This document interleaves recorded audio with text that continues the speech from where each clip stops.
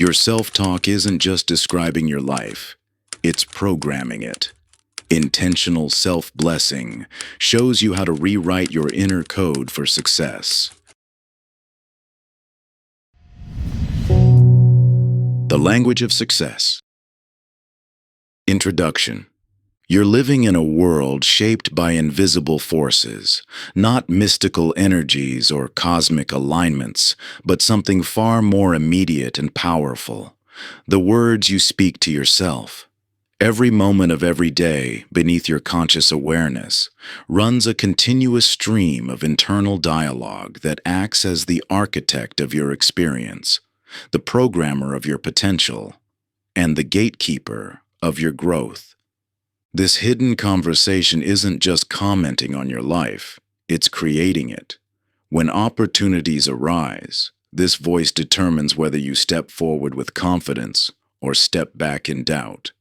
During challenges, it decides if you'll persist with resilience or retreat in resignation. In the quiet moments of reflection, it shapes whether you see a future bright with possibility or shadowed by limitation. Think back to your most recent setback. Was your internal response, "This always happens to me," or "What can I learn from this?" Consider your last achievement. Did you diminish it with, "I got lucky," or acknowledge it with, "I earned this through my efforts"? These subtle differences in self-talk aren't merely reactions to your experiences. They're actively creating your next chapter.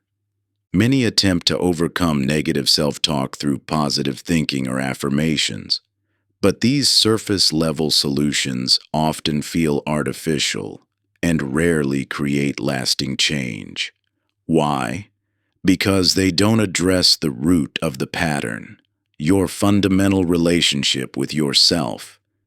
This book introduces a deeper solution: the practice of intentional self-blessing.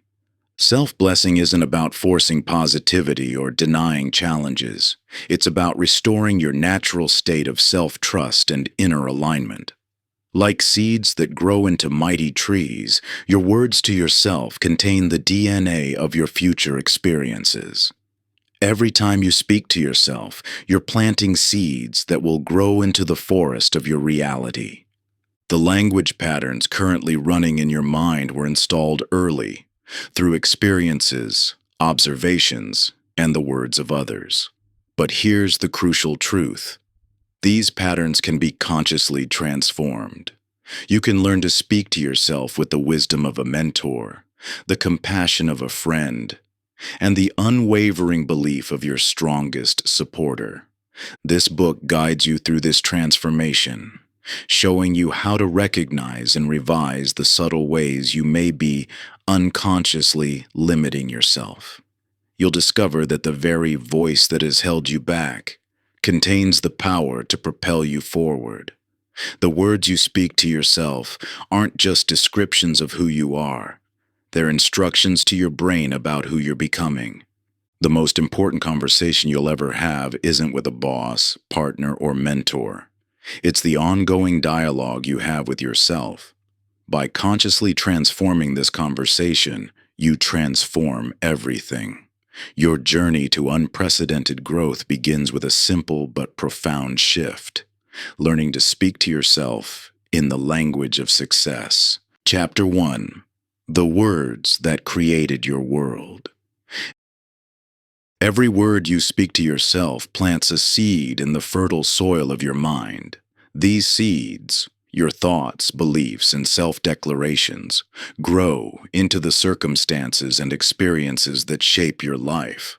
While you may not have consciously chosen what to plant, you've been gardening nonetheless, cultivating an inner landscape that manifests as your outer reality. Your subconscious mind operates like the most sophisticated agricultural system imaginable, taking every word you speak to yourself as a literal instruction for what to manifest. When you declare, "I can't," it creates neural pathways that support that limitation. When you state, "I always fail at relationships," it diligently produces evidence to support that belief. Your brain, in its remarkable efficiency, doesn't judge these statements as good or bad. It simply accepts them as commands to be executed. Each time you repeat a thought or statement, you strengthen specific neural pathways in your brain. These pathways become your default routes of thinking, feeling, and behaving. It's similar to how water flowing down a hillside will naturally follow the deepest grooves. Your thoughts naturally follow the most well-worn neural pathways you've created through repetitive self-talk. Most people don't realize they're living in a reality shaped by language patterns they never consciously chose. These patterns often originate from childhood experiences, cultural conditioning, or moments of stress where a limiting belief took root. Like inheriting an accent from your hometown, you likely inherited ways of speaking to yourself from your environment, absorbing the language patterns of those around you. Consider how a GPS system operates. When you input a destination, it calculates the most efficient route to that location. Your self-talk functions similarly. It's constantly programming destinations into your mental GPS. If you repeatedly tell yourself, "I'm not good enough," you're programming your GPS to find experiences that confirm this belief. Your brain, ever faithful to your instructions, will guide you toward situations and interpretations that validate your programming. The language you use creates a filter through which you perceive reality. When you say, "I always mess up presentations," you're not just describing past experiences. You're creating a perceptual lens that will highlight every small mistake while filtering out evidence of your competence. This isn't because the universe is conspiring against you. It's because your brain is doing exactly what you've programmed it to do through your language. The most powerful programming happens through "I am" statements, which act as direct commands to your subconscious mind. When you say, "I am terrible with money," you're not making an observation. You're issuing an instruction that your brain will work tirelessly to fulfill. Similarly, statements beginning with "I can't" or absolutes like "I always" or "I never" create boundaries that your mind treats as unbreakable laws. Your current life circumstances, in many ways, reflect the harvest of seeds planted by your past self-talk. The anxiety you feel before presentations, the hesitation to pursue opportunities, the recurring patterns in relationships. These aren't random occurrences, but the natural outgrowth of the language you've been using with yourself. Each phrase you habitually use carries the weight of past experiences, childhood messages, and cultural conditioning that have crystallized into what feels like unchangeable truth. Your internal dialogue didn't develop in isolation. It's the accumulated echo of countless moments, interactions, and interpretations that gradually became your default way of seeing yourself and the world. Understanding this inheritance is crucial because it reveals that your current self-talk isn't an immutable fact, but a learned response that can be consciously reshaped. These patterns of self-talk didn't materialize randomly. They emerged from fundamental beliefs about yourself and your place in the world. To truly transform your language, you must first understand the deeper architecture of belief that gives rise to your words. Your internal dialogue springs from a vast network of interconnected beliefs, each one reinforcing the others in an intricate dance of thought and emotion. Some beliefs were planted in early childhood, others grew from pivotal life experiences, and still more arose from interpreting the world through the lens of these accumulated perspectives.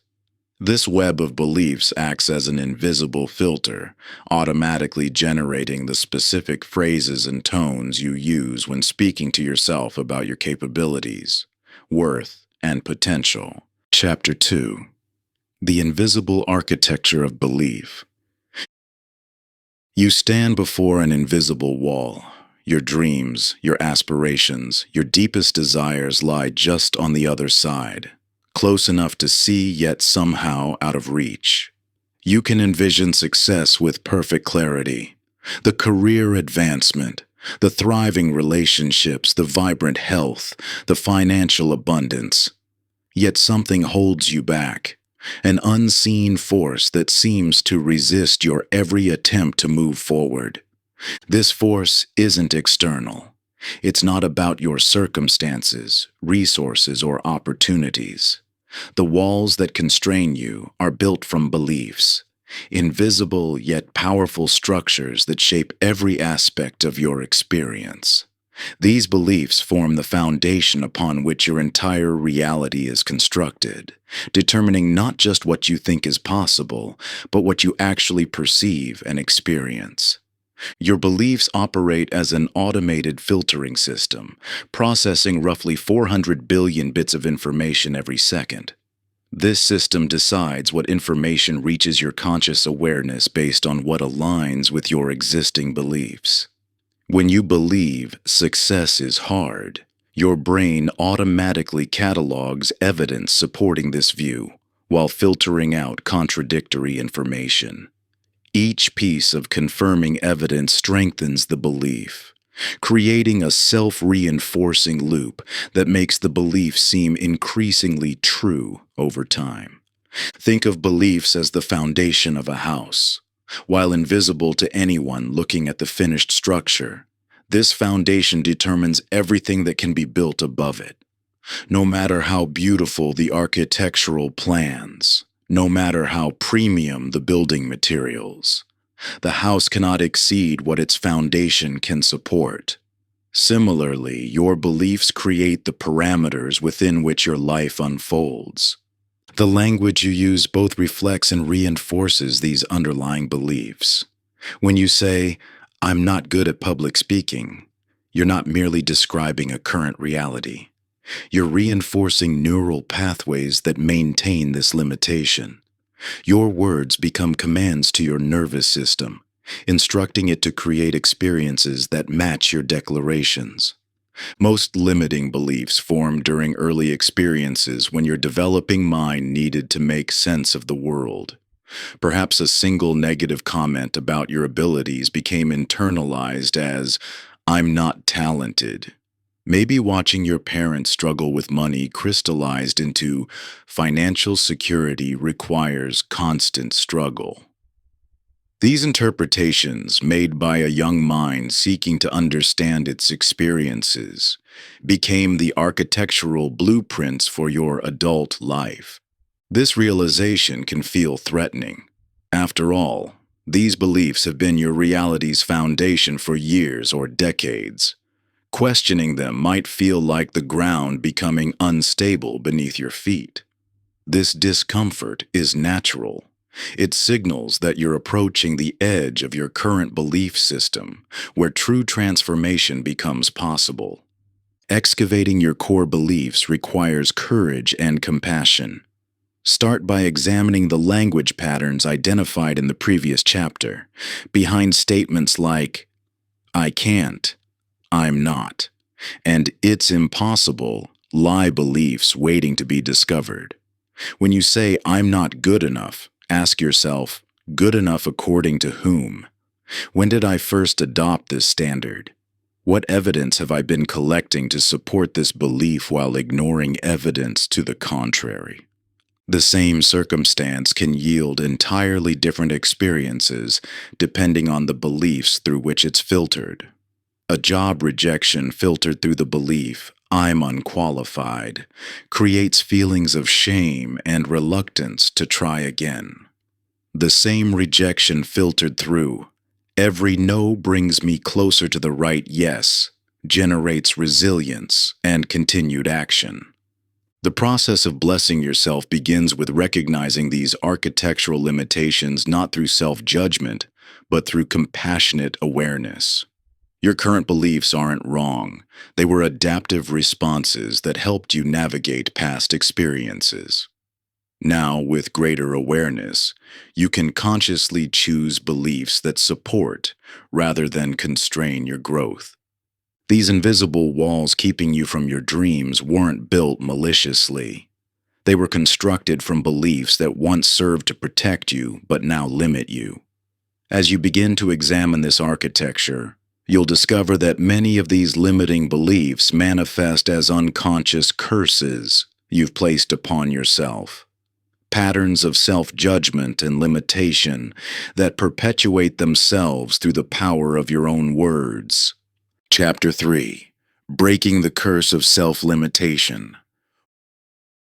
What if every negative statement you spoke about yourself materialized as a physical barrier in your path? Imagine each "I can't" crystallizing into an impenetrable wall, every "I'm not good enough" morphing into a deep chasm, and all your "I'll never" declarations becoming locked doors barring your progress. This isn't merely a thought experiment, it's happening right now in your life, though the barriers may be invisible to your eyes. Your words carry an energetic charge that shapes your neural pathways, influences your behavior, and ultimately manifests in your lived experience. When you declare, "I always mess things up," your brain immediately begins scanning for evidence to support this statement, creating a self-fulfilling prophecy that reinforces the very limitation you've spoken into existence.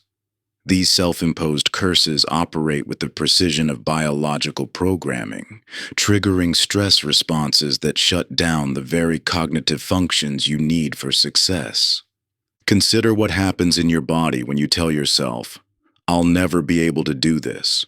Your cortisol levels spike, your creative thinking centers dim, and your capacity for problem solving diminishes. You've literally handicapped your own abilities through the power of your words. It's akin to drinking poison and expecting someone else to suffer. Except in this case, you're both the poisoner and the victim. These verbal curses manifest in several distinct categories, each carrying its own destructive power. Worthiness curses like, "I don't deserve success," or "I'm not good enough" act as an invisible ceiling, keeping you beneath your true potential. Capability courses such as, "I can't handle this" or "I'm not smart enough" function as self-imposed limitations on your abilities. Inevitability curses including, "This always happens to me" or "Nothing ever works out." Program your subconscious to create recurring patterns of failure. The impact of these curses extends beyond your conscious mind.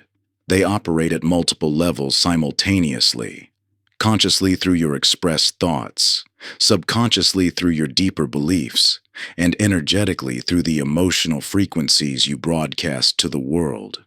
People unconsciously respond to these frequencies, often treating you in ways that reinforce your self-imposed limitations. You might recognize the truth of these patterns while simultaneously feeling powerless to change them. This is natural. Many of these verbal curses began as protective mechanisms during challenging times in your life. Your mind created these limitations as a way to avoid pain or prepare for perceived threats.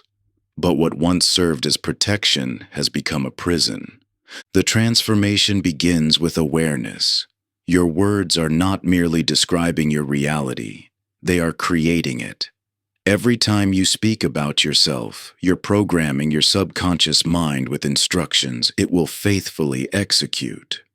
Your mind cannot distinguish between helpful and harmful commands. It simply creates experiences that match your declarations. Breaking free from self-imposed curses requires more than positive thinking or affirmations. It demands a fundamental shift in how you relate to yourself through language. When you curse an aspect of yourself, whether it's your intelligence, your appearance, your capabilities, or your worth, you create an energetic blockage that prevents the natural flow of your potential. The antidote lies in blessing what you have cursed. This means speaking to yourself with the same compassion, wisdom, and positive expectation you would offer to someone you deeply love. It's not about denying challenges or pretending everything is perfect. It's about approaching yourself with acceptance and possibility rather than judgment and limitation. This shift transforms "I'm so stupid" into "I'm learning and growing every day." "I'll never succeed" becomes "I'm developing the skills and understanding I need for success." "I always mess things up" shifts to "Each experience brings valuable lessons that strengthen my capabilities." These shifts might seem subtle, but their impact is profound. When you change the language you use with yourself, you literally rewire your neural pathways. Your brain begins scanning for evidence of your capabilities rather than your limitations. Your stress responses decrease, allowing access to higher cognitive functions. Your energy signature shifts, inviting different responses from others and different opportunities into your life. The power to break these self-imposed curses lies in the same instrument that created them: your words. Every moment offers a new choice in how you speak to yourself. Whether you realize it or not, you're constantly casting either blessings or curses upon your own life. The transformation begins with the conscious decision to make your words agents of liberation rather than limitation. Chapter 4: The Alchemy of Self-Compassion.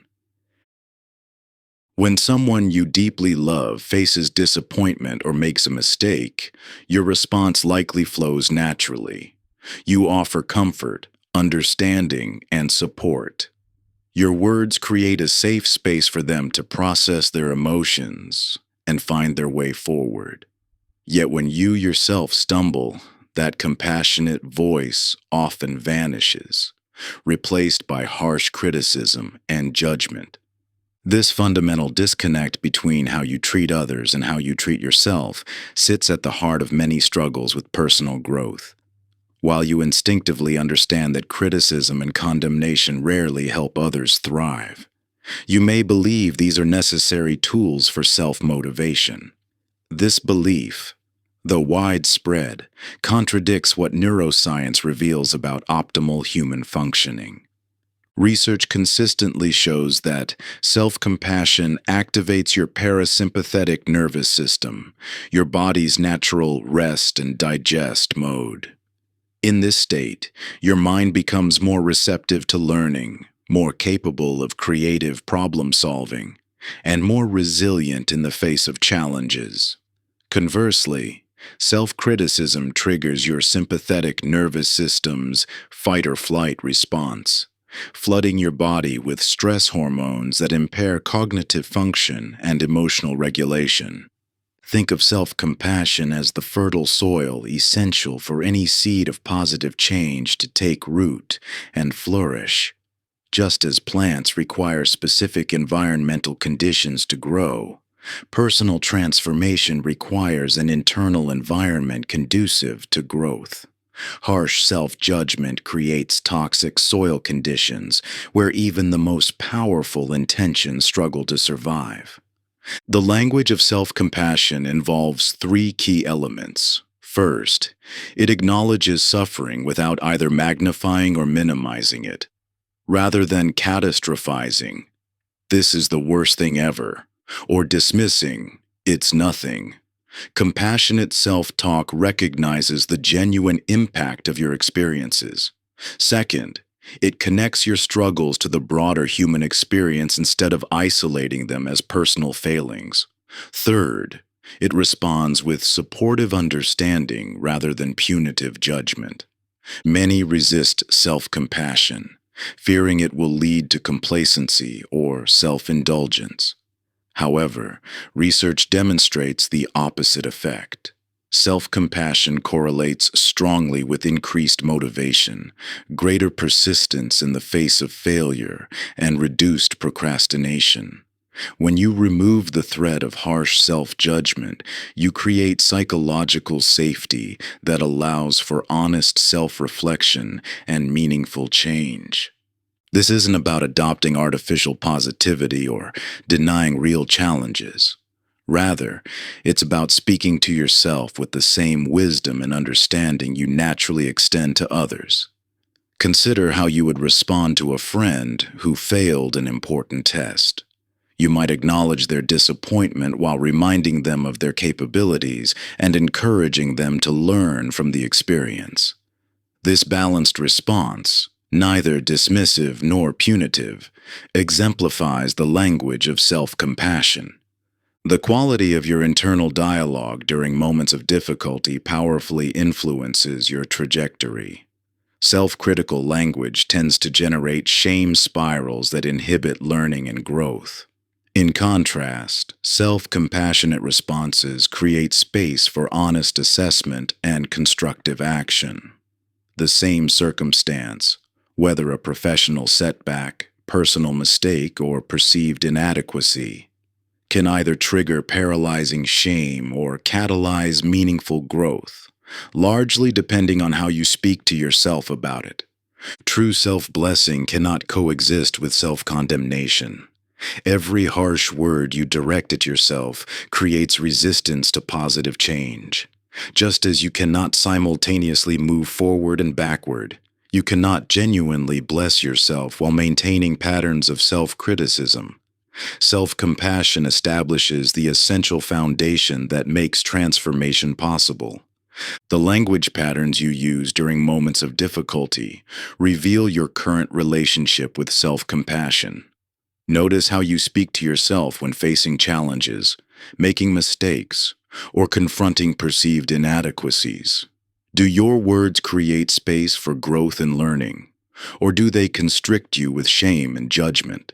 This awareness becomes the starting point for developing more compassionate self-dialogue. Only from the foundation of self-compassion can you begin accessing more expanded perspectives that transcend current limitations. This compassionate base creates the safety necessary to question long-held beliefs, explore new possibilities, and ultimately transform your relationship with yourself and your potential. When you cultivate genuine acceptance of where you are right now, you establish the emotional security needed to grow beyond familiar boundaries. Each small act of self-kindness builds trust in your capacity for change, allowing you to release the grip of outdated stories and step into new ways of seeing yourself. Your willingness to meet yourself with understanding, especially in moments of struggle, opens doors to possibilities that remain invisible when viewed through the lens of harsh judgment. Chapter 5. Speaking from your future self. Imagine picking up your phone and seeing an unexpected caller ID, Future You. Not just any future version, but your highest, most evolved self, the one who has overcome current struggles, achieved meaningful goals, and developed into their fullest potential. What wisdom would they share? What perspective would they offer on your present challenges?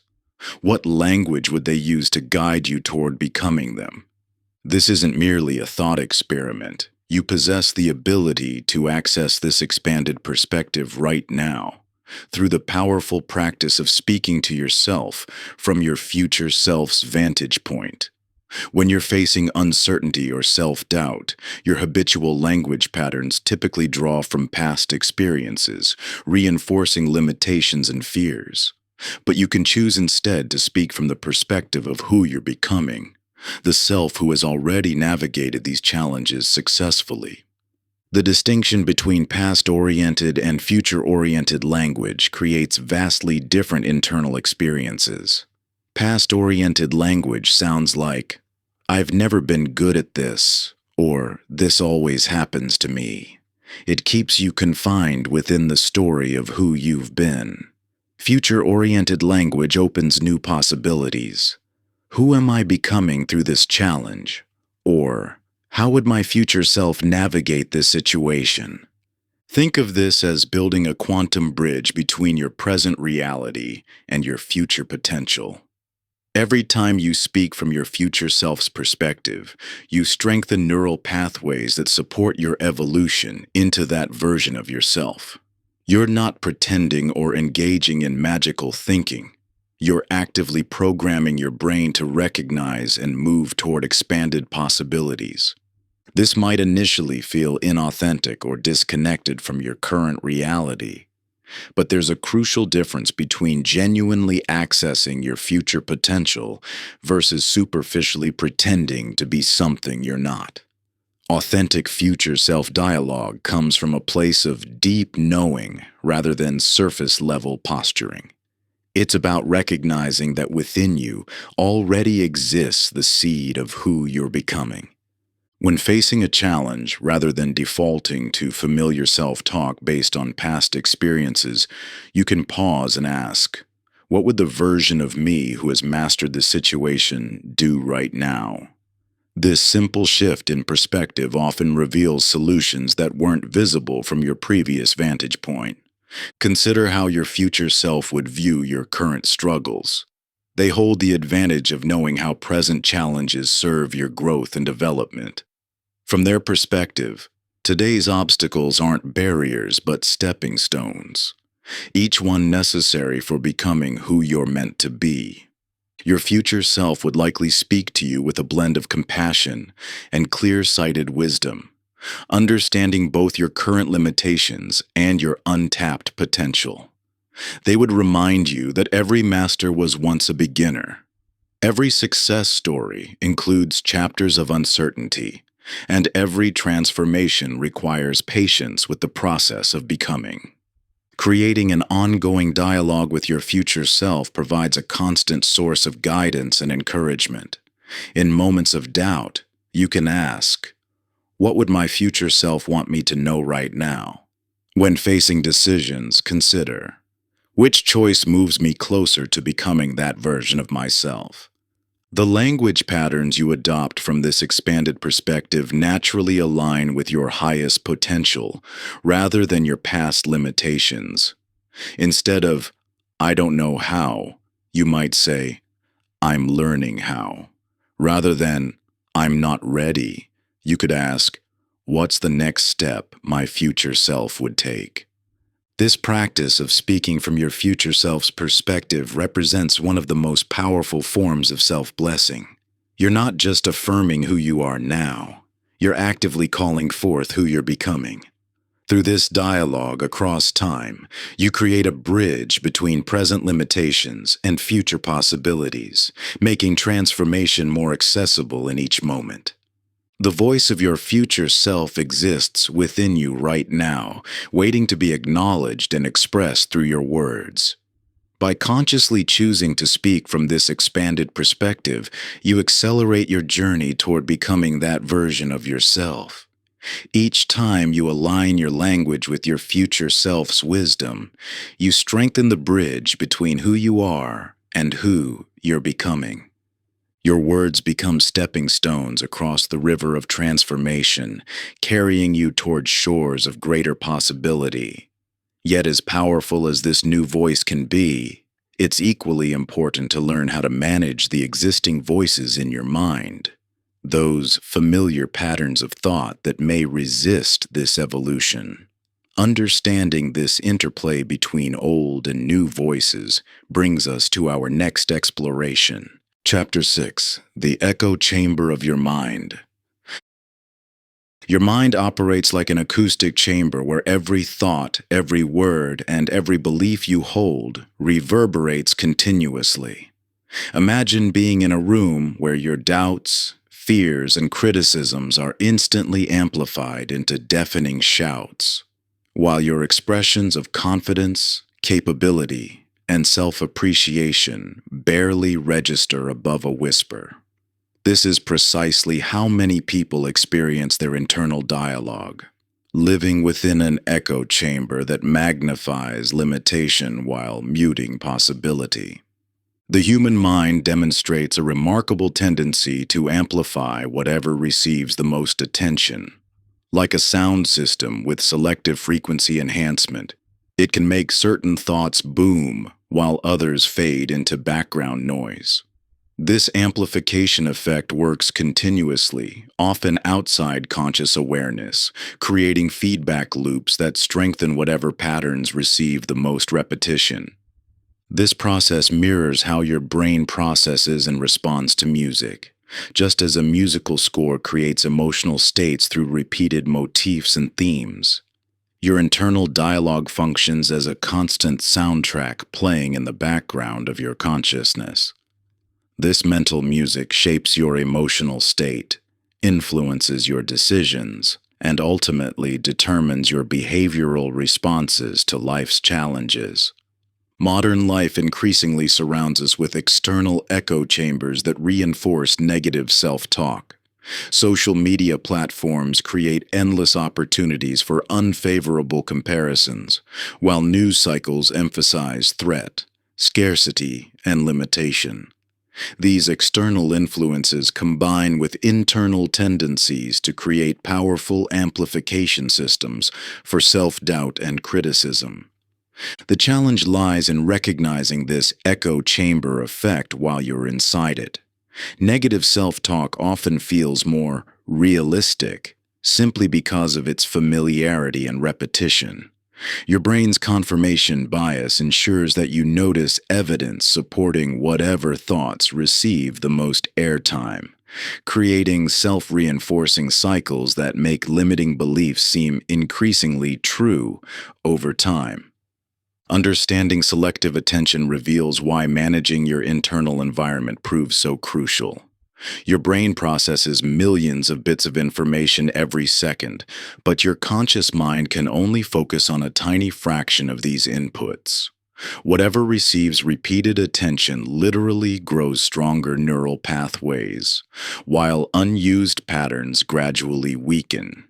This neuroplasticity means you can intentionally reshape your internal acoustic environment. Just as sound engineers adjust frequency responses to enhance certain elements while diminishing others, you can learn to amplify supportive self-talk while reducing the volume of limiting dialogue. The key lies not in forcing artificial positivity, but in consciously directing your attention toward language patterns that serve your growth.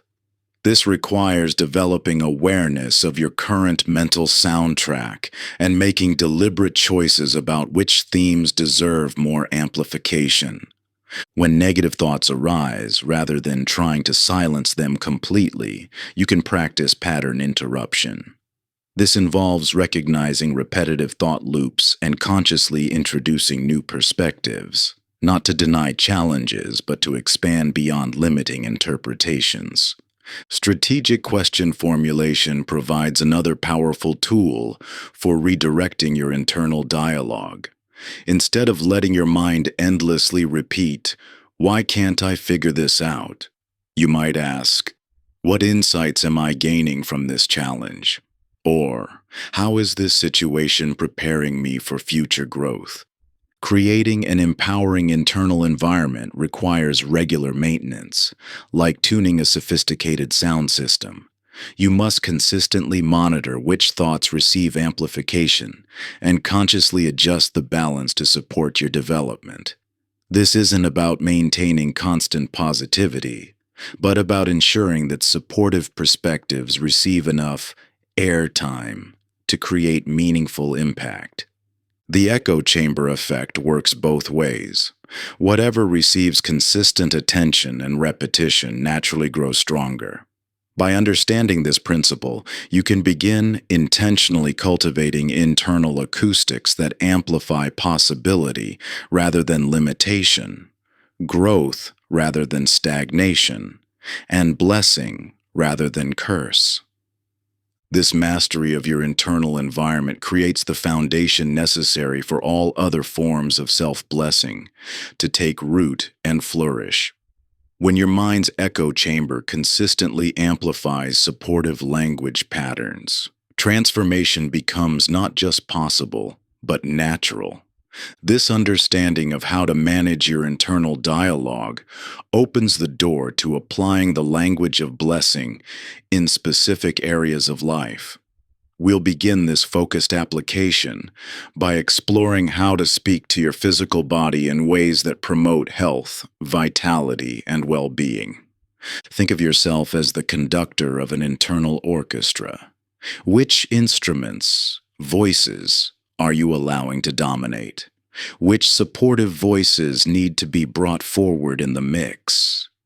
Just as a skilled conductor knows when to amplify certain sections and soften others to create the desired effect, you can learn to modulate your internal dialogue for optimal emotional resonance. Chapter 7. Blessing your body into vitality. Your body is the most sophisticated technology you'll ever possess, a miraculous integration of systems working in harmony to sustain your life experience. Yet how often do you speak to this incredible vessel with harsh criticism, frustration, or outright hostility? The words you direct toward your physical form carry more power than you realize, creating biochemical cascades that influence every cell and system within you. Consider the stark difference between how most people address their bodies versus how they would treat an exquisite temple or priceless artifact.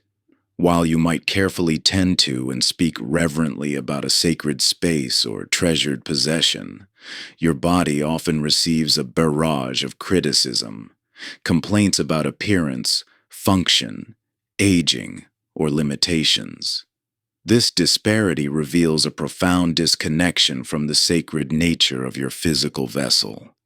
Research in psychoneuroimmunology demonstrates that your thoughts and words trigger specific physiological responses. When you criticize your body, you activate stress hormones that suppress immune function, decrease cellular repair, and create inflammation. Conversely, speaking to your body with appreciation and positive expectation enhances healing responses, increases vitality, and optimizes biological function. Your body operates like an infinitely intelligent system that constantly responds to the information you provide through your thoughts and words. Every cell contains receptors that react to the biochemical messages triggered by your internal dialogue. When you declare, "I hate my stomach," or "my back always hurts," you're not simply expressing an opinion. You're sending direct instructions to your biological systems. These messages create self-fulfilling prophecies at the cellular level. Your body endeavors to manifest whatever reality you most consistently declare, not because it wants to prove you right, but because it faithfully responds to the instructions encoded in your words. This explains why chronic complainers often experience precisely the limitations they repeatedly verbalize. The most common categories of body curses include appearance-based criticism. "I'm so fat, I look terrible." Function-based complaints. "My digestion is awful, I have no energy." And age-related negativity. "I'm falling apart. Everything hurts as you get older." Each of these verbal patterns creates specific stress responses that actually reinforce the perceived problem. Current culture bombards you with messages promoting body dissatisfaction, making it seem normal or even virtuous to criticize your physical form. However, this negativity never serves you. It only depletes your vital energy and undermines your body's natural healing capacity. No amount of harsh self-talk has ever improved anyone's health or appearance. Speaking to your body with blessing rather than cursing means acknowledging what works well, expressing gratitude for ongoing service, and maintaining positive expectation for optimal function. This isn't about denying real challenges, but about creating an internal environment that supports, rather than sabotages your physical well-being. For example, instead of cursing digestive discomfort with, "My stomach always gives me trouble," you might declare, "I bless my digestive system with harmony and ease," rather than complaining about fatigue with, "I never have any energy." Try, "I bless my body with vibrant vitality and natural restoration." Instead of criticizing appearance with, "I hate how I look," consider, "I bless my body with radiant health and appreciation for its unique expression." The shift from body cursing to body blessing creates measurable changes in physical function. Research shows that positive self-talk reduces inflammation, enhances immune response, accelerates healing, and even influences genetic expression. Your words literally reprogram your biology. This transformation extends beyond mere physical effects. When you begin speaking to your body with reverence and appreciation, you fundamentally shift your relationship with yourself as a physical being. This deeper connection enhances body awareness, leading to more intuitive choices about nutrition, movement, and self-care. Your body is not your enemy to be criticized into submission, but your most intimate partner in this life journey. It serves you faithfully even when you speak unkindly to it. Imagine what might be possible if you consistently blessed rather than cursed this magnificent vessel that carries you through life. The language you use toward your body creates either a sanctuary of healing and vitality, or a battlefield of criticism and limitation. The choice, and the power, belongs to you in every moment through the words you speak to your most constant companion, your own physical form. Chapter 8. The Language of Abundance. Your relationship with resources, whether money, opportunities, support, or possibilities, is profoundly shaped by the language you use to describe your circumstances. When faced with an unexpected expense or professional challenge, your immediate verbal response sets in motion a cascade of perceptions and actions that ultimately determine what becomes possible. The words you choose act as filters through which you perceive reality. Someone facing a sudden $500 expense who immediately declares, "I can never catch a break," or "I don't have enough," activates neural pathways that screen out potential solutions while amplifying evidence of lack. In contrast, approaching the same situation with language like, "This is challenging but manageable," or "I have resources I can draw upon," opens awareness to overlooked options and possibilities. This distinction isn't about denying reality or pretending circumstances are different than they are. Rather, it's about recognizing how language quite literally determines what aspects of reality become available to your conscious awareness. Your words act as a tuning fork, resonating with either abundance or scarcity in your environment. Whatever frequency you consistently broadcast through your language becomes what you're most attuned to perceiving.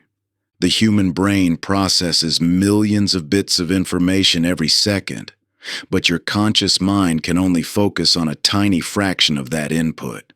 Your language patterns play a crucial role in determining which information makes it through this filtering process. When you habitually use scarcity-based phrases like, "I never have enough," "I can't afford that," or "that's not possible for someone like me," you're literally programming your perceptual filters to screen out evidence that contradicts these declarations while highlighting anything that confirms them. This selective perception creates a self-reinforcing cycle.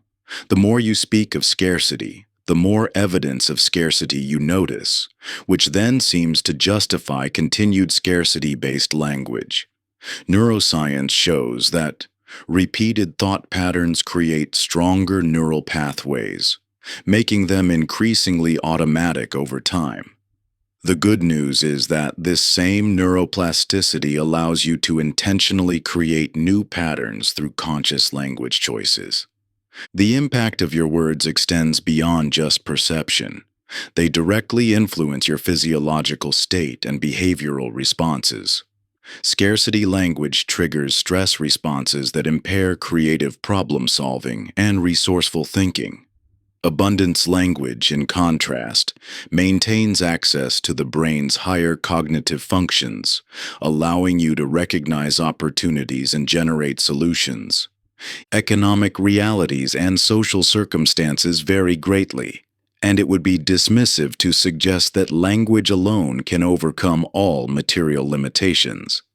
However, scarcity-based language guarantees that you'll miss opportunities and resources that are actually available to you, regardless of your current situation.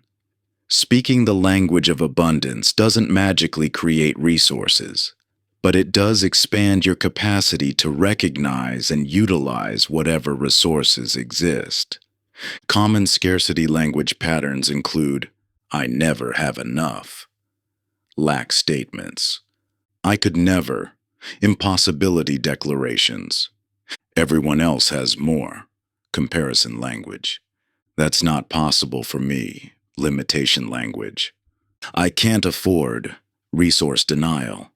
Each of these patterns creates specific perceptual filters that screen out evidence contradicting the declared limitation. The key to transformation isn't pretending these challenges don't exist, but rather speaking in ways that maintain access to your full creative and resourceful capacities, even while acknowledging difficulties. The language of abundance focuses on recognizing existing resources rather than fixating on what's missing, maintaining possibility-oriented thinking rather than predetermined limitations, acknowledging temporary challenges without making them permanent identity statements, focusing on what can be done with available resources rather than what can't be done without additional ones. This shift requires conscious attention to habitual language patterns and consistent practice in reframing statements toward possibility while still remaining grounded in reality. The goal isn't to deny challenges, but to approach them from a perspective that maintains access to your full problem-solving capabilities. Your relationship with abundance or scarcity isn't just about external circumstances. It's intimately connected to how you bless or curse your own capacity to create, receive, and utilize resources. Every time you speak about your relationship with resources, you're either blessing or limiting your connection to abundance. The words you choose become invisible boundaries, shaping what you believe is possible within your current situation. When you habitually speak of limitations and lack, you unconsciously close doors to creative solutions that exist right in front of you. But when you shift your language to acknowledge the resources already at your disposal, you activate dormant capabilities and discover opportunities hidden in plain sight. This isn't about denying real constraints. It's about refusing to let temporary circumstances become permanent verdicts about what's possible in your life. Chapter 9. Blessing the Path of Resistance. The way you speak about challenges fundamentally shapes their impact on your life. When facing resistance, most people immediately adopt language that positions obstacles as enemies to be defeated or burdens to be endured. Yet this adversarial relationship with challenges often strengthens their grip rather than facilitating breakthrough. Consider how your entire experience transforms when you view obstacles not as roadblocks, but as directional signs pointing toward growth. Just as weights in a gym aren't impediments to strength, but the very means of developing it, life's challenges provide the essential resistance through which you build capacity. The language you use to engage with these challenges determines whether they become opportunities for growth or sources of perpetual struggle. When you bless rather than curse your obstacles, you initiate a profound shift in how they affect you.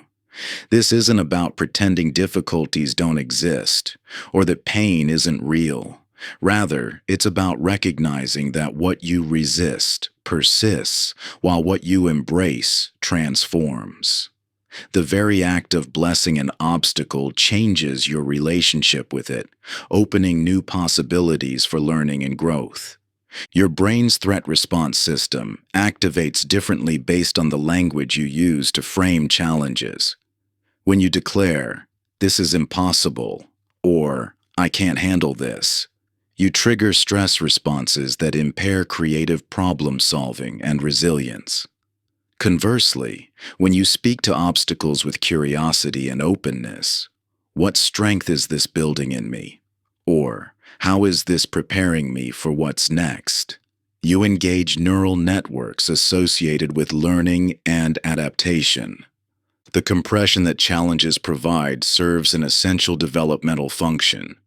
Just as a seed needs the resistance of soil to grow strong roots, and a butterfly needs the struggle of emerging from its cocoon to strengthen its wings, you need meaningful challenges to develop your full capabilities. The language of blessing acknowledges this fundamental truth while victimhood language denies it. Common patterns of obstacle cursing language include statements like, "Why does this always happen to me? If only things were different," and "This is too much for me to handle." Each of these declarations creates a relationship with challenges that diminishes rather than develops you. They position you as powerless rather than resourceful, as a victim rather than a protagonist in your own growth story. By contrast, blessing your obstacles involves speaking to them with the understanding that they carry purpose. This doesn't mean you enjoy difficulties or seek out unnecessary struggles.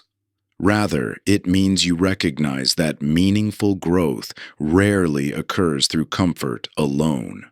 The language of obstacle blessing includes declarations like, "This challenge is building something important in me," and "I trust that this resistance is strengthening me for what's ahead." When you bless what appears to be blocking your path, you often discover it was actually guarding your path, preventing you from moving forward until you develop the capacity to handle what awaits. The very qualities you need for your next level of achievement often get forged through engaging with current challenges. The neurological mechanism behind this transformation is remarkable. When you shift from cursing to blessing your obstacles, you literally alter your brain's threat assessment. Challenges that previously triggered fight or flight responses begin to register as growth opportunities. This isn't positive thinking, it's a fundamental reorientation of how your nervous system engages with difficulty. Through blessing your obstacles, you develop the capacity to find value in resistance rather than merely trying to eliminate it. This creates a powerful shift from, "Why is this happening to me?" to, "How is this happening for me?" The language you choose literally rewires your relationship with challenges, transforming them from enemies into allies in your development. This perspective shift doesn't make obstacles disappear, but it fundamentally changes their role in your story. Rather than roadblocks to be cursed, they become waypoints to be blessed, necessary steps in your journey toward greater capability and wisdom. The language of obstacle blessing acknowledges that what stands in your way may be precisely what you need to become who you're meant to be. When you embrace this truth, each challenge transforms from an unwanted interruption into a sacred teacher, offering exactly the lessons your growth requires. Your obstacles aren't random misfortunes. They're perfectly crafted opportunities to develop the strength, wisdom, and resilience you'll need for the next chapter of your journey. The very things you've been fighting against might be the exact catalyst needed to unlock your next level of potential. Chapter 10. Speaking into the silence of uncertainty. Uncertainty arrives as a constant companion on any journey of growth. In those moments when the familiar path dissolves and the next step remains hidden, your relationship with the unknown becomes paramount. The language you choose either constricts possibilities through fear or expands them through trust. Most people encounter uncertainty with an immediate linguistic defense, rushing to fill the silence with predictions, usually negative ones. Your mind, seeking the comfort of certainty, propels you into catastrophizing about what might go wrong, rather than remaining open to what could go right. This instinctive response transforms the fertile void of possibility into a narrow tunnel of anxiety. Yet uncertainty itself contains no inherent meaning until you assign it through your words. Like an artist facing a blank canvas, you stand before the unknown with the power to shape what emerges through the language you choose. Your words become brushstrokes, painting either limitation or possibility onto the empty space before you. The language patterns you adopt in uncertain moments create specific neurological and psychological states. When you use catastrophizing language like, "this is going to be terrible," or "everything will fall apart," you trigger your threat response system. Your body responds as if the imagined disasters were already occurring, flooding your system with stress hormones that impair clear thinking and creative problem solving. Control-seeking language like, "I need to know exactly what will happen," or "I can't move forward until I'm sure," creates a paradoxical trap. The more rigidly you demand certainty, the more anxiety you feel about its absence. This pattern often leads to analysis paralysis, endless rumination that masquerades as problem solving while actually keeping you stuck. Overwhelm language such as, "I don't know where to start," or "there are too many variables," creates a state of cognitive shutdown. By declaring yourself overwhelmed, you instruct your brain to stop seeking solutions and instead default to avoidance behaviors. The practice of uncertainty blessing offers a fundamentally different approach. Rather than cursing the unknown with fearful projections, you learn to speak into it with curiosity and positive expectation. This doesn't mean denying the challenges inherent in uncertain situations. Instead, it means relating to those challenges through language that keeps you resourceful and receptive. When facing career transitions, relationship evolution, creative projects, or any venture into unknown territory, the quality of your language shapes the quality of your experience. Speaking into uncertainty with phrases like, "I remain open to unexpected opportunities," or "each step reveals the next," creates a psychological state conducive to discovering novel solutions. Questions become particularly powerful tools for blessing uncertainty. Rather than demanding answers your mind can't yet provide, ask questions that expand possibilities. What opportunities might this situation contain that I can't yet see? Or, how might this uncertainty be serving my growth? Such questions redirect your attention from fearful speculation to creative exploration. Your relationship with uncertainty directly impacts your capacity for growth and achievement. Every significant breakthrough, innovation, or evolution requires stepping beyond the known. By blessing rather than cursing these moments of not knowing, you develop the internal resources to navigate them successfully. This doesn't require denying normal human desires for clarity and control. Rather, it involves recognizing that uncertainty itself is not the enemy. It's the necessary space in which new possibilities emerge. Just as a seed requires loose soil rather than concrete to grow, your potential requires the flexibility of uncertainty rather than the rigidity of premature certainty. Consider uncertainty as the quantum field of pure potential, a space where your words act as the observer effect, collapsing infinite possibilities into specific manifestations. The language you choose, quite literally, shapes what materializes from the unknown. This makes blessing uncertainty one of the most powerful practices for consciously creating your future. When you transform your relationship with uncertainty through intentional language, you discover that the unknown is not a void to be feared, but a field of infinite possibility awaiting your creative engagement. Every moment of uncertainty becomes an invitation to participate in the emergence of something new. The practice of blessing uncertainty prepares you for life's most potent creative act, making declarations that transform your reality. Each time you embrace the unknown with open arms rather than resistance, you strengthen your ability to speak words that reshape your world. This sacred dialogue between you and the infinite field of possibility awakens dormant powers within, powers that manifest through the bold, clear language of transformation. Your relationship with uncertainty becomes the fertile ground from which your most powerful declarations arise. Chapter 11. The Declarations That Set You Free. Words hold a power that extends far beyond mere communication. They are the very instruments through which reality takes shape. When someone speaks the words, "I do," at a wedding altar, that verbal declaration instantly transforms their legal, social, and personal reality. Such is the profound creative force contained within declarative speech. Throughout history, pivotal moments have hinged on clear declarations that altered the course of events. Leaders declaring independence, entrepreneurs declaring their vision, individuals declaring their truth.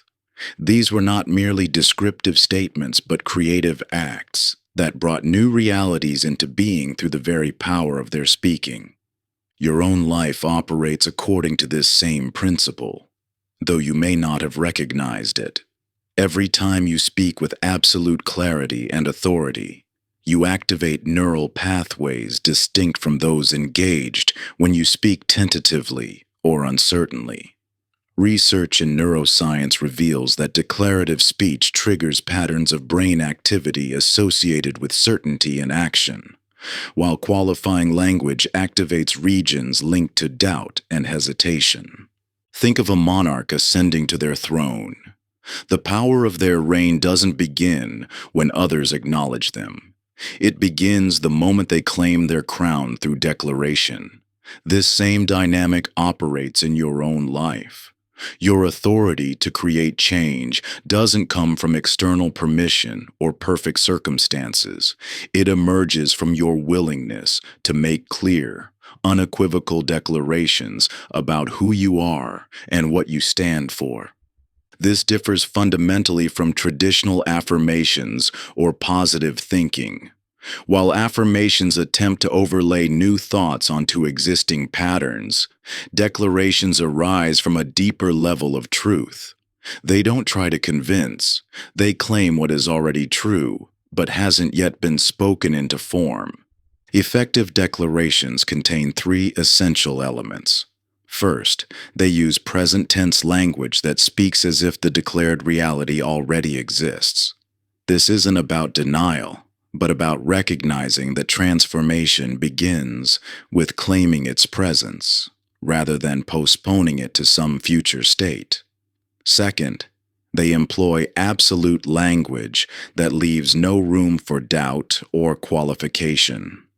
This doesn't mean being rigid, but rather speaking with the clarity that comes from deep conviction. Third, they engage your entire being, not just your mind, but your emotions, your body, your energy. You might resist this practice, questioning whether it's authentic to make strong declarations when your current circumstances seem to contradict them.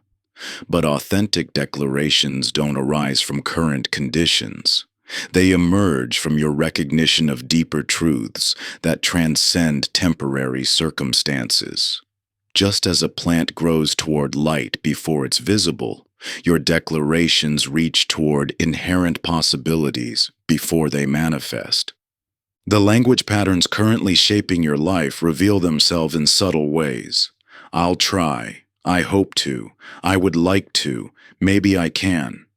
These tentative expressions may feel safer, but they program uncertainty into your neural pathways and your results. Transform these into clear declarations. I am, I will, I choose, I create. The power of declaration becomes particularly evident in challenging situations. When facing obstacles, hesitant language perpetuates doubt while declarative language catalyzes resourcefulness. I don't know if I can handle this, versus I meet every challenge with wisdom and strength creates vastly different psychological and physiological states, leading to different choices and outcomes. Your declarations act as instructions to both your nervous system and the field of possibilities around you. Speaking with authority doesn't guarantee specific outcomes, but it creates the essential foundation for any desired change. You cannot manifest what you cannot first declare. This practice isn't about forcing false positivity or denying real challenges. It's about recognizing your fundamental power to define your experience rather than letting circumstances define you. Every moment offers a choice. Will you speak from reaction to what is, or from recognition of what could be? Your current reality reflects the declarations you've been making, consciously or unconsciously. Every thought, every internal dialogue, every muttered response to life's challenges has been shaping the world you inhabit. By bringing awareness and intention to these declarations, you step into your authority as the author of your experience. You move from being a passive recipient of circumstances to becoming an active creator of possibilities. This is the essence of self-blessing, claiming your power to speak new possibilities into being. When you truly grasp this truth, you understand that each moment offers an opportunity to rewrite the story of your life through the language you choose to use with yourself. Chapter 12. Blessing your shadows into light. From your deepest wounds often emerge your greatest gifts, yet this transformation only becomes possible when you turn toward what you've been running from and speak to it with the language of blessing rather than cursing. Most people live in a constant state of internal civil war, fighting against parts of themselves they deem unacceptable, or trying to outrun shadows that only grow longer the faster they flee. Your mind creates artificial divisions, categorizing aspects of yourself as either acceptable or unacceptable, worthy or unworthy of acknowledgement. These judgments often trace back to early experiences where you learned certain emotions, traits, or tendencies were somehow wrong or dangerous. In attempting to be good or gain approval, you disown these parts of yourself, pushing them into the shadows of your unconscious mind. Yet what you reject doesn't disappear. It simply operates outside your awareness, influencing your behavior in ways you don't recognize. The very qualities you most strongly deny in yourself often show up as triggers when you see them in others. The aspects you're most determined to overcome frequently become compulsions that seem to control you despite your best efforts to resist them. Think of how you respond when walking away from your physical shadow. It follows silently behind, growing longer and more ominous the faster you try to escape it. But when you stop and turn toward it, something remarkable happens. The shadow dissolves in the light of your direct attention. Your disowned aspects operate similarly. What you curse and reject gains power over you, while what you bless and integrate becomes a source of wholeness and strength. The language you use reveals where you stand in relationship to your shadow aspects. Notice how often you say things like, "I hate when I," or "I would never," or "That's not me at all."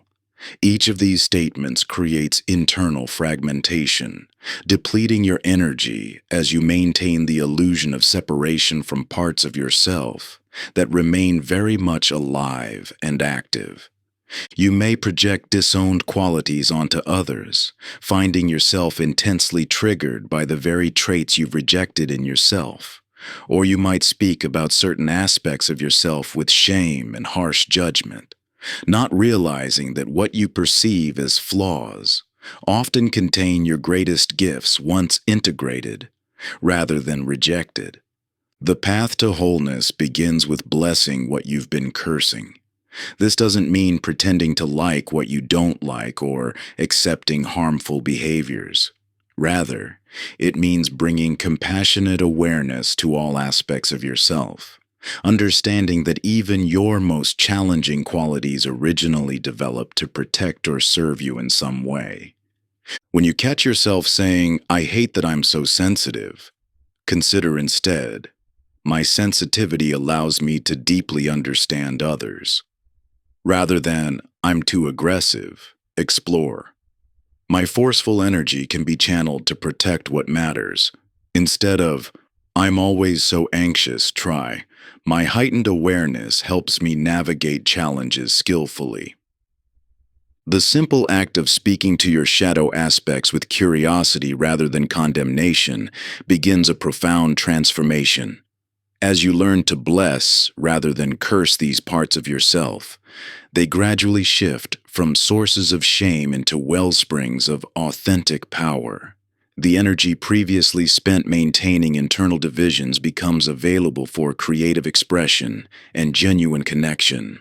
This integration naturally expands your capacity for authentic relationships with others as well. When you no longer reject parts of yourself, you become less reactive to those same qualities in others. The compassion you develop for your own shadow aspects naturally extends to understanding the hidden wounds and disowned parts in those around you. Through this practice of shadow blessing, you begin to experience yourself as more whole, more real, and more fully alive. The very aspects you once perceived as flaws reveal themselves as essential components of your unique gifts and purpose. In blessing what you previously cursed, you discover that wholeness was never about becoming perfect. It was about becoming fully yourself. Your inner critic's harsh voice gradually softens into a whisper of recognition, acknowledging how these supposed imperfections have shaped your journey in meaningful ways. What once felt like burdens to overcome transform into distinctive qualities that enrich your authentic expression. The path to wholeness unfolds not through elimination of your shadows, but through their integration into the full spectrum of who you are. Chapter 13. The Language of Connection. Your internal dialogue shapes every interaction you have with others. It's the invisible script running beneath every conversation, every relationship, and every opportunity for connection. The quality of your relationships mirrors the quality of your relationship with yourself, making your self-talk the foundation upon which all other connections are built. When you approach interactions from a place of harsh self-judgment, that critical lens inevitably colors how you see and relate to others. You might notice yourself becoming defensive, making assumptions, or seeking validation to compensate for your own perceived inadequacies. This creates a self-perpetuating cycle where strained interactions reinforce negative self-talk, which in turn leads to more challenging relationships. The language patterns you use internally create templates that automatically extend to how you speak to and about others.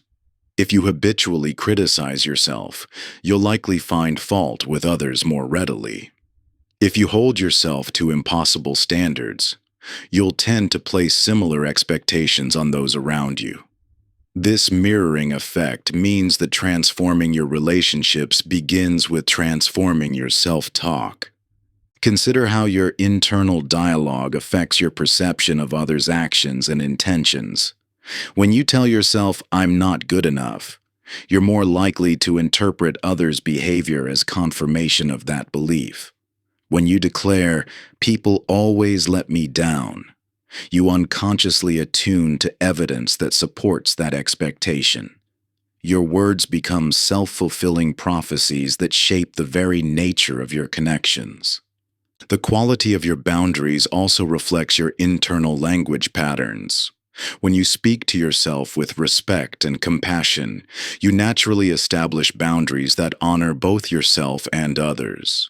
But when your self-talk is harsh or dismissive, boundaries often become either rigid walls of protection or completely permeable, leaving you vulnerable to others' demands.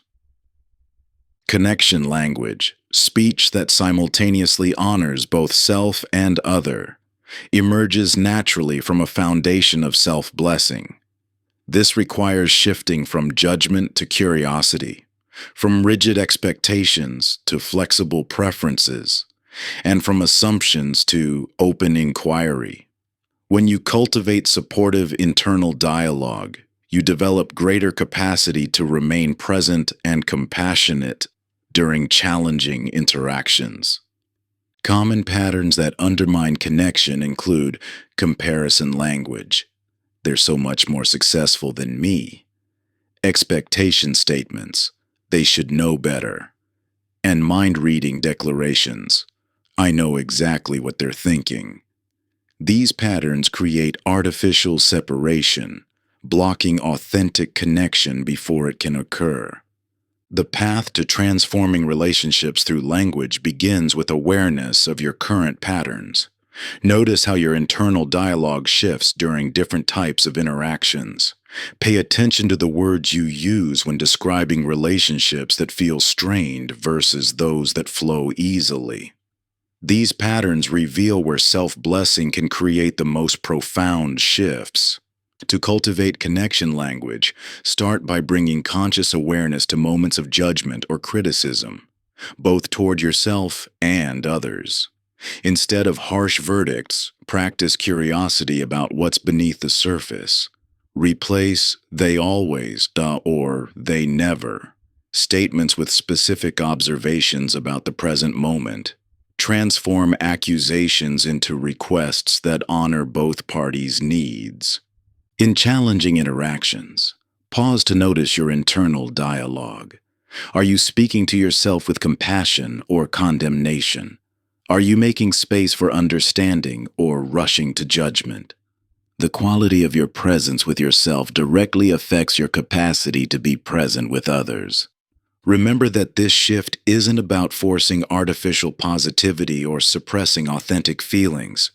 Rather, it's about creating an internal environment where both self and other can be seen and heard with compassion.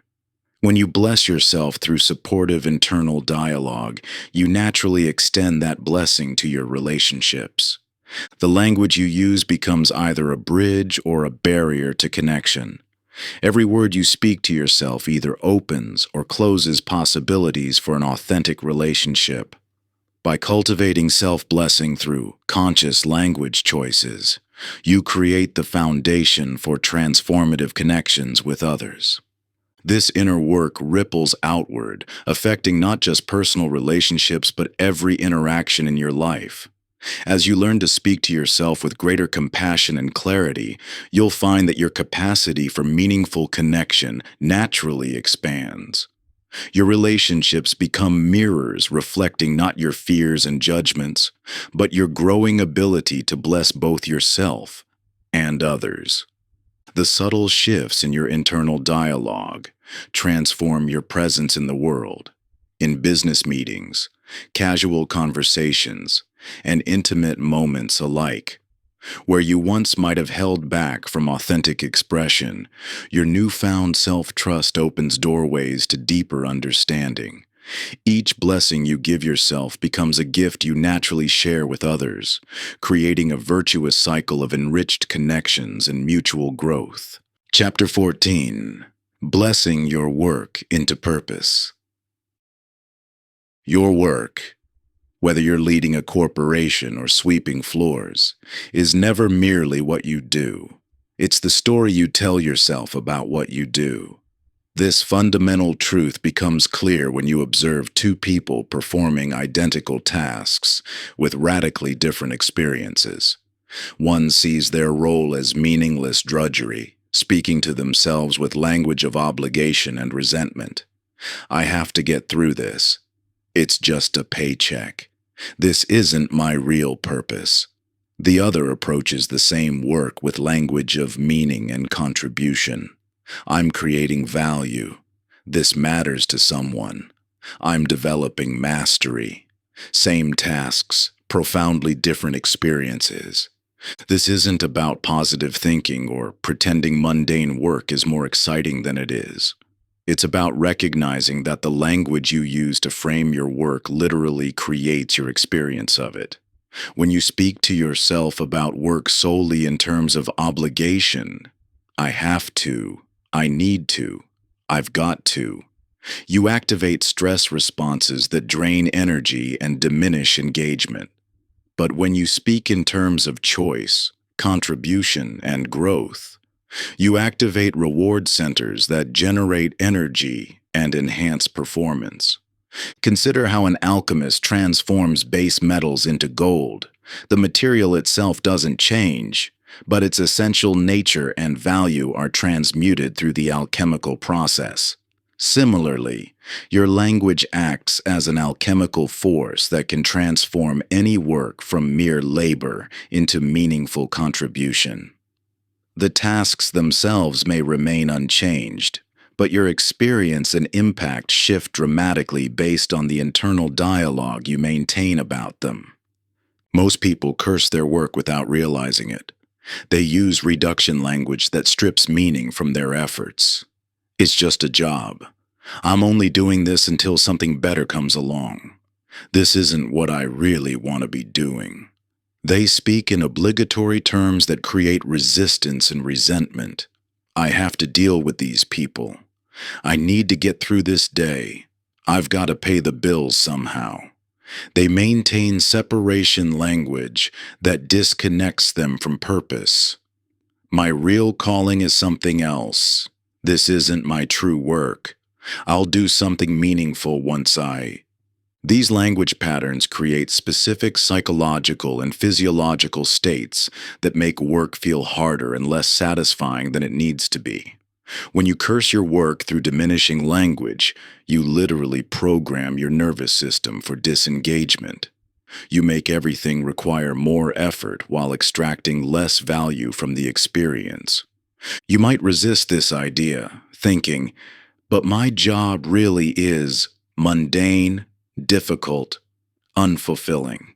Valid workplace challenges exist, from difficult conditions to unfair treatment, to genuine misalignment with your deeper purpose. But consider this, while you may not control all circumstances, you always control how you speak to yourself about those circumstances. This internal dialogue shapes your experience more powerfully than external conditions. The key is learning to speak about your work in ways that connect it to meaning, contribution, and growth rather than just income, status, or obligation. This requires examining the language patterns you currently use and consciously choosing words that create engagement rather than endurance. Instead of, I have to deal with these customers, try, I get to practice patience and understanding. Rather than, this is just busy work, consider, I'm developing attention to detail. Replace, I'm waiting to do something meaningful with, I'm building skills and experience that will serve my larger purpose. When you shift from obligation language, I have to finish this project, to opportunity language, I get to demonstrate my capabilities, you transform the same tasks from energy-depleting burdens into energy-generating opportunities. When you replace reduction language, it's just data entry. With contribution language, I'm creating order from chaos. You access deeper levels of engagement and satisfaction. This isn't about denying reality or pretending every moment is fascinating. It's about speaking to yourself in ways that connect even routine responsibilities to core values, larger impact, and personal development. It's about blessing your work as an expression of who you are and what you're becoming, rather than cursing it as something separate from your true purpose. When you bless your work through conscious language choices, you become more effective while expending less energy. You discover that meaning isn't found in what you do, but in how you speak to yourself about what you do. This is the alchemy of purpose language, transforming any work into an opportunity for growth, contribution, and fulfillment through the power of your words. Chapter 15. Speaking Beyond Circumstance. Your language shapes not just how you perceive circumstances, but whether these circumstances become prison walls or stepping stones. This truth becomes evident when examining how individuals throughout history have used transformative language to transcend seemingly impossible situations. In extreme physical confinement, those who maintained their freedom through internal dialogue demonstrated that external circumstances need not dictate internal experience. During economic devastation, those who spoke of possibility rather than limitation often discovered unexpected opportunities that others missed. Through serious health challenges, those who maintained dialogue of healing and wholeness frequently experienced better outcomes than their prognosis suggested. The difference lies not in denying reality, but in how you speak to yourself about that reality. When you speak purely from circumstances, using phrases like, "I can't because," or "the situation makes it impossible." Зрение. Вы остаете связанными теми же условиями. Your language creates a perceptual prison that screens out possibilities beyond current limitations. However, when you learn to speak simultaneously from both present reality and future vision, you activate creative capacities that circumstances alone cannot access. Think of this as speaking from the mountaintop while still climbing the mountain. The climber who speaks only of their current position, the steep grade, the thin air, the treacherous footing, experiences the journey very differently from one who also speaks of the view ahead, the summit's approach, and the growing strength in their legs. Both acknowledge the same physical reality, but transcendent language creates an experience of possibility rather than pure limitation. This pattern appears in every domain of human experience. In professional contexts, speaking purely from current circumstances, "The budget won't allow," "we don't have the resources," "the market isn't ready," creates very different outcomes than language that acknowledges challenges while declaring possibilities. We'll find creative ways to allocate resources. We're developing innovative solutions. We're creating new market opportunities. In relationships, speaking only of existing patterns, "we always fight about this," "they never understand," "nothing ever changes," versus speaking both truth and possibility. We're learning better ways to communicate. Understanding is growing. Each interaction brings new opportunities, leads to profoundly different experiences and outcomes. The trap of circumstance-based language lies in its apparent realism. It feels responsible and clear-eyed to speak only of what is currently manifest. Yet this perspective misses a crucial truth. Reality includes not just what is, but what could be. Speaking only of current conditions keeps you bound within their limitations. Speaking also of emergent possibilities creates the conditions for their manifestation. This isn't about positive thinking or denial of challenges. Transcendent language requires deep honesty about present reality, while simultaneously declaring preferred possibilities.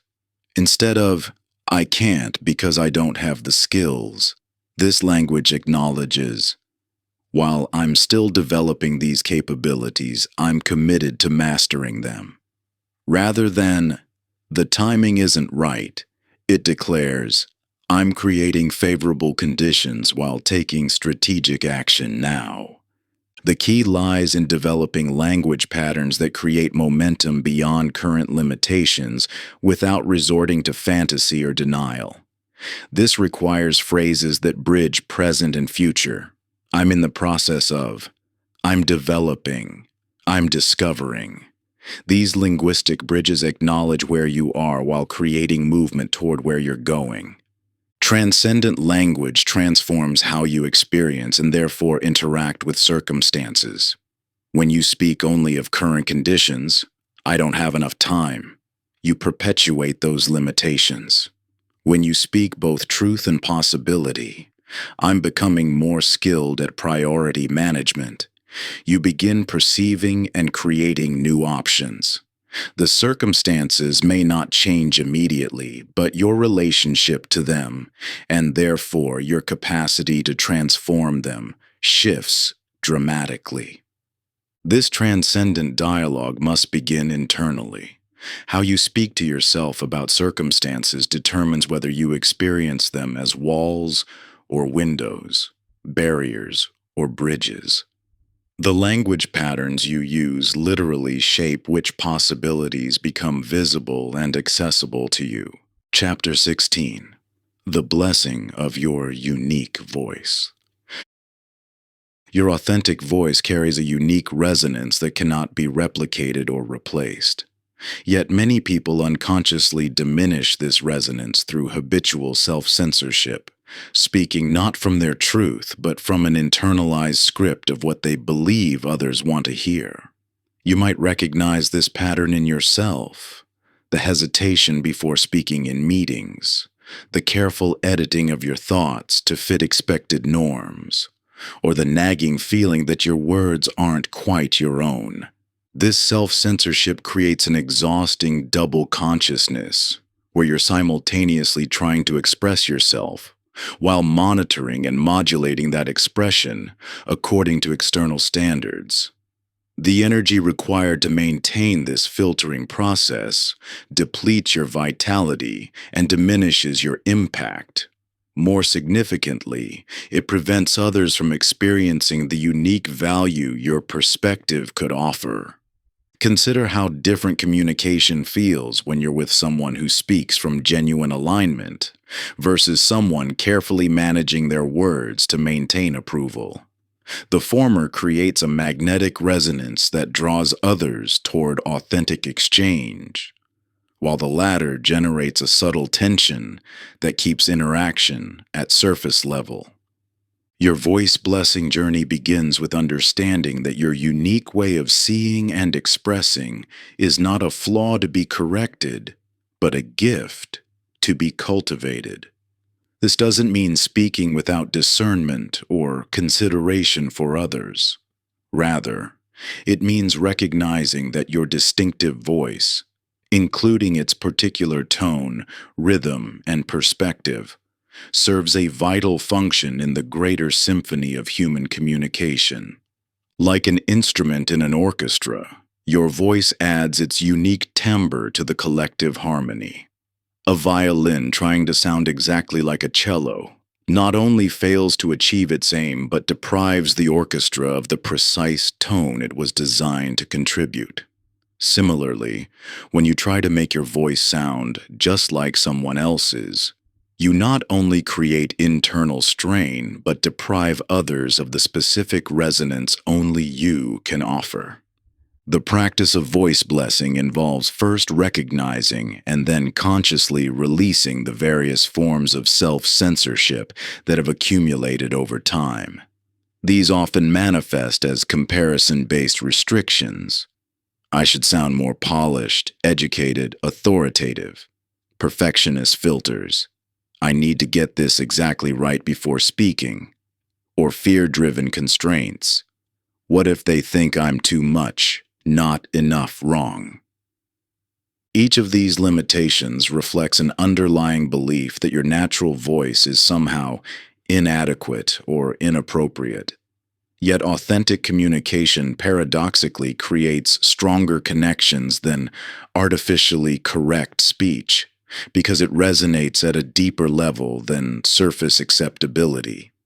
When you speak from genuine alignment with your truth, you activate a frequency of authenticity that others recognize and respond to, even if they don't consciously understand why.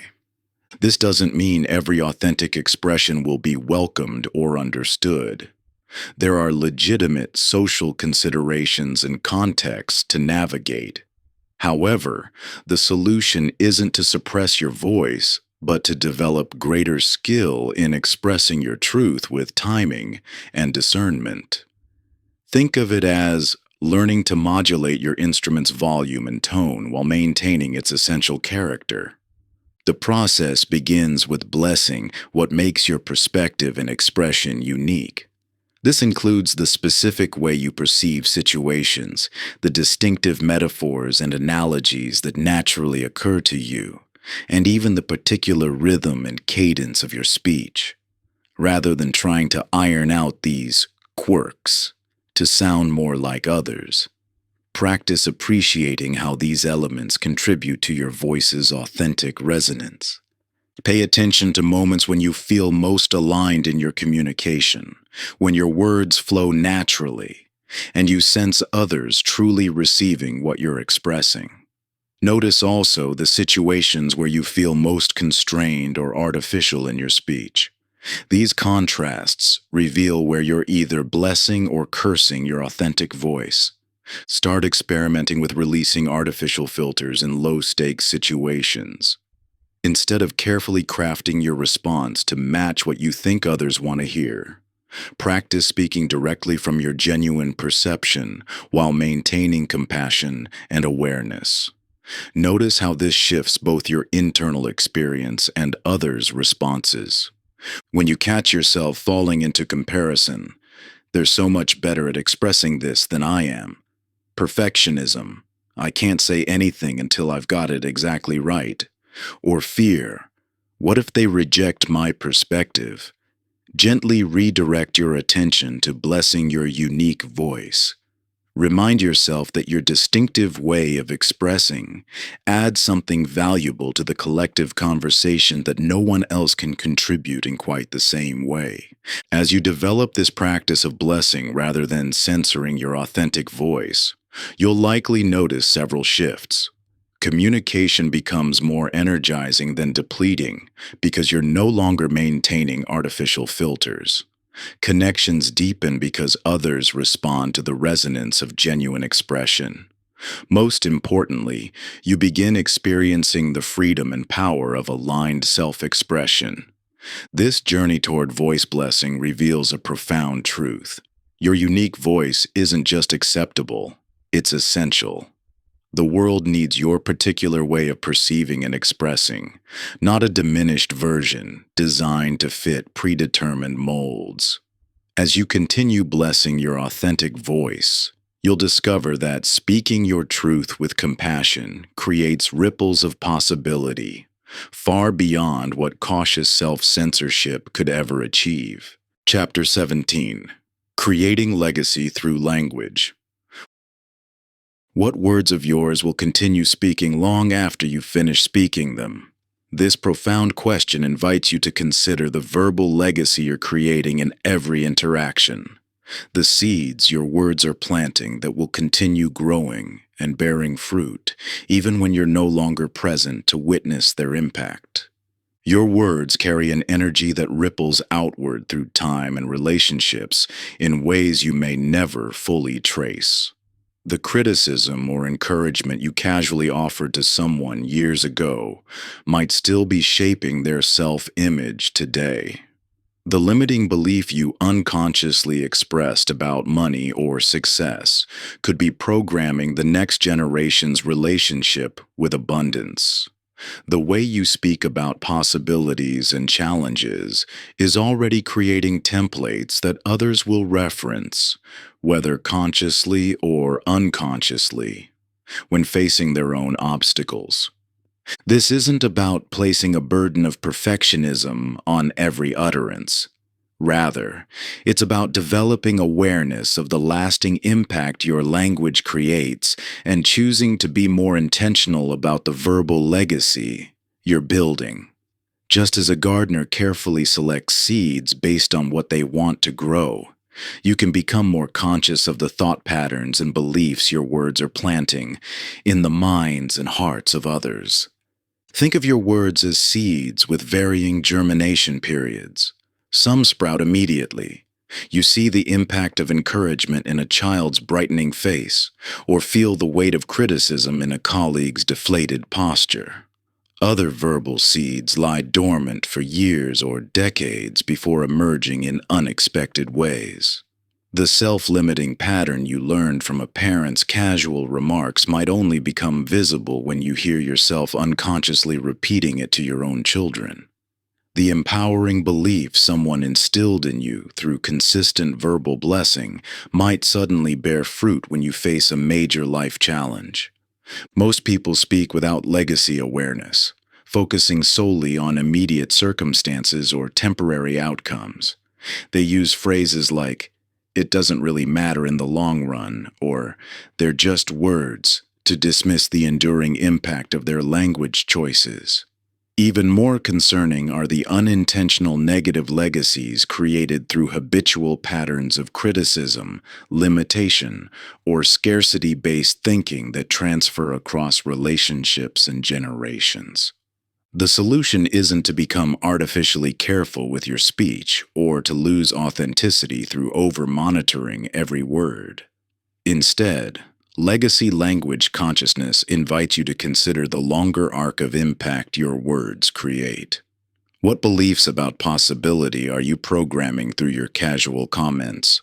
What templates for handling challenges are you installing through your responses to difficulty?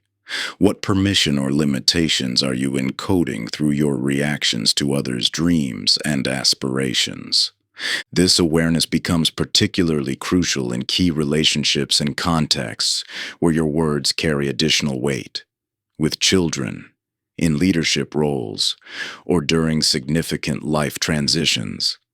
In these situations, your language doesn't just create momentary effects, but establishes lasting patterns that others will reference and replicate, often unconsciously, throughout their lives. The practice of legacy language involves becoming more intentional about the verbal seeds you're planting. Instead of speaking purely from temporary circumstances or emotional reactions, you learn to consider the longer-term impact of your words. This might mean choosing language that blesses future possibilities rather than constraining them, offering perspectives that expand rather than limit potential, or expressing beliefs that empower rather than diminish. When you shift from speaking without legacy awareness to conscious verbal blessing, seemingly small language choices create vastly different ripple effects. A simple shift from, "That's impossible," to, "That's challenging but worth exploring," doesn't just impact the present conversation. It establishes a template for approaching obstacles that can influence decisions and attitudes far into the future. This consciousness of verbal legacy connects deeply with the practice of self-blessing, because the language patterns you establish create templates that others will use to bless or curse themselves. Your words become part of the invisible architecture through which future generations will construct their understanding of what's possible, valuable, and true. By developing greater awareness of your verbal legacy, you begin participating more consciously in the ongoing conversation that shapes human consciousness and potential. You recognize that your words are not just temporary expressions, but enduring contributions to the collective story of human development and growth. Chapter 18: The Ongoing Conversation. Speaking as a best-selling author of transformative self-help books, I want to guide you through understanding how self-blessing evolves into a lifelong conversation rather than a destination to be reached. Think of your internal dialogue like a garden that requires different attention as seasons change. Some days call for gentle nurturing, others for vigorous wettings, and still others for patient observation as seeds germinate beneath the surface. This cyclical nature reflects the deeper truth about personal transformation. It's not a linear path, but a spiral journey, where we revisit familiar territories with expanded awareness. Just as a garden soil becomes richer through consistent care, your relationship with yourself deepens through ongoing attention to the language you use in self-dialogue. Consider how your internal conversation shifts throughout each day, from morning reflection to workplace challenges to evening unwinding. Each context presents unique opportunities to practice self-blessing. Yet many people expect themselves to maintain perfectly positive self-talk at all times. This unrealistic expectation creates unnecessary struggle when old patterns temporarily resurface. The practice of conversation consciousness offers a more sustainable approach. Rather than judging yourself for momentary returns to negative self-talk, you can maintain awareness of the ongoing dialogue while extending compassion to yourself during challenging periods. This perspective transforms regression from failure into opportunity. Each instance of catching yourself in old patterns becomes a chance to choose again, to speak new possibilities into being.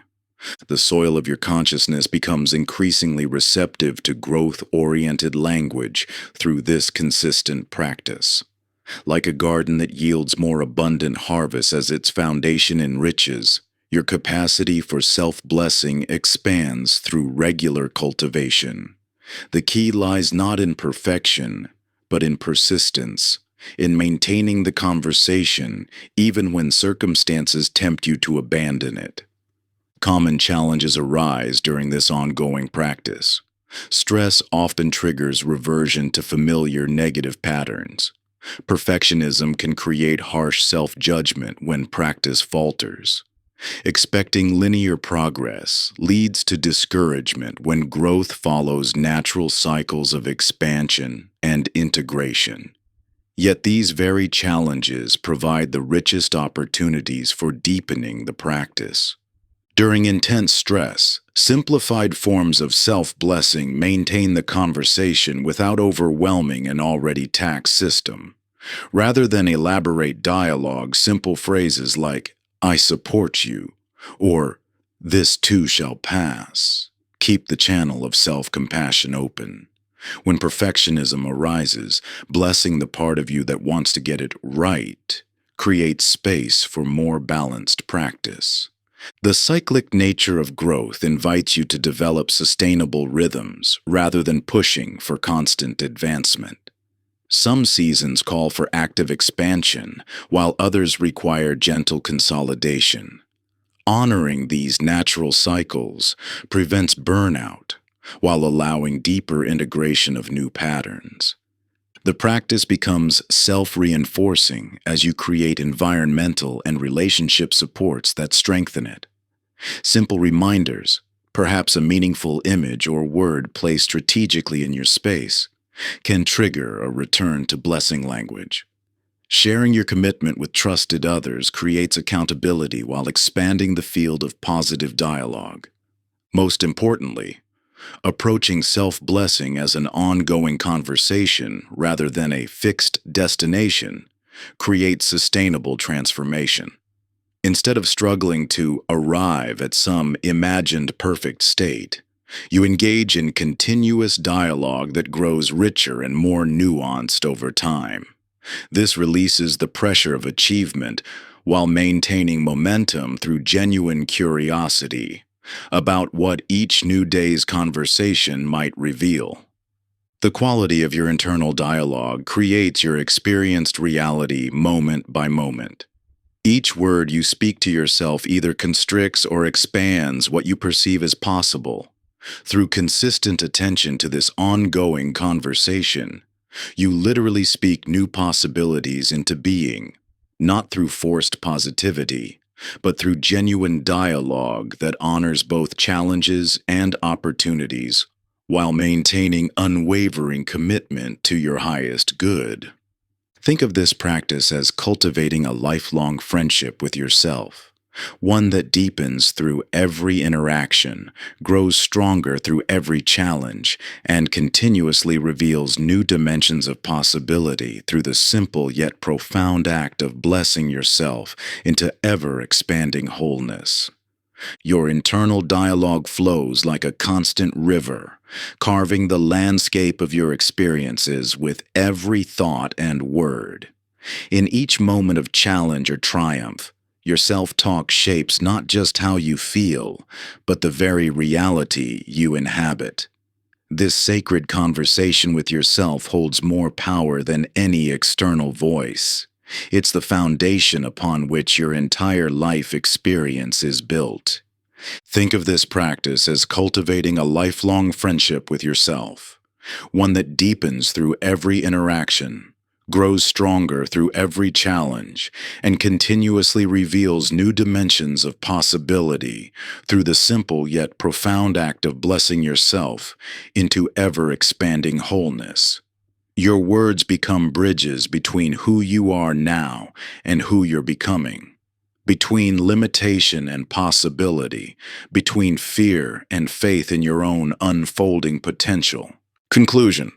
Throughout this journey, you've discovered the profound truth that words create worlds, not metaphorically, but literally through the neural pathways, emotional states, and perceptual filters they generate.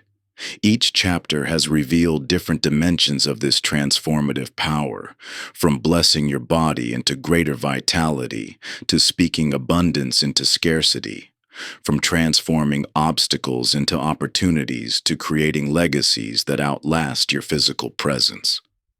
The garden metaphor has shown how every word you speak plants seeds in the fertile soil of your mind. Some sprout immediately, while others germinate over time, but all eventually bear fruit according to their nature. The architectural metaphor illustrated how beliefs form the invisible structures that determine what you perceive as possible, while the alchemical metaphor demonstrated language's power to transmute experiences from lead into gold through the perspective you choose to hold. These metaphors interweave to reveal a complete system for personal evolution, one that begins with awareness of current language patterns, develops through compassionate presence with all aspects of self, and culminates in intentional declaration of preferred realities. This system doesn't require you to become someone different, but rather to awaken what has always been present within you. You may notice moments when old language patterns resurface, particularly during stress or challenge. Rather than viewing these as failures, recognize them as opportunities to practice greater awareness and choose again. Each return to blessing language strengthens your capacity for conscious creation. The power to transform your experience has always resided within you. It simply needed to be redirected through conscious language. Even subtle shifts in how you speak to yourself create profound changes in your neural circuitry, emotional state, and ultimately, your external reality. When you shift from "I can't handle this" to "I'm learning how to handle this," you literally rewire your brain's response to challenge. When you transform "I'm not enough" into "I'm growing into my full potential," you activate different hormonal cascades and access new behavioral possibilities. Remember, in every moment, you hold the power to speak new realities into being through the language of blessing. This power, once awakened, becomes an endless source of creation, transformation, and fulfillment. You don't need to wait for some future moment to begin. You can start right now with the very next words you speak to yourself. The quality of your life reflects the quality of the conversation you're having with yourself. By choosing the language of blessing, you choose to align with your highest potential and create ripples of positive impact that extend far beyond your immediate awareness. Begin now. Speak your new reality into being. The next word you choose could be the seed of your next transformation. Thank you for listening to my audiobook. You've taken the first step. Now go write your story. Thank you for listening to my audiobook. You've taken the first step. Now go write your story, one action at a time. You've got this.